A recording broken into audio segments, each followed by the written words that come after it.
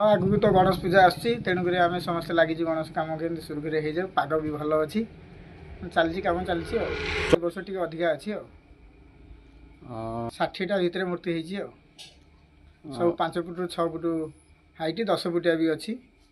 खुदुरकुणी मंगला हो गजलक्ष्मी हो विश्वकर्मा हो सीजन अनुसार समस्त प्रकार मूर्ति ये हो आम 3 जन लगे।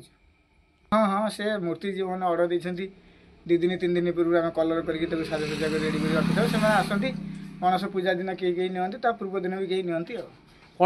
से किसी ना जार जमी कम नहीं से अनुसार कम कर पिला फटो दौरान फटो अनुसार मनोनीत होगापर से भी खुशी होती से अनुसार आम कम करुचु ना ना मोर प्रति वर्ष जो पिला आसिले से पिलांकर कम ही करे ता बाद यदि नुआ पिला किए आसिले कराए ना ना मोर प्रति वर्ष जी रहा कथा ये रुहे मूर्ति हुए गणेश 60 हुए खुदुरकुणी मंगला हुए से 35-40 भितर हुए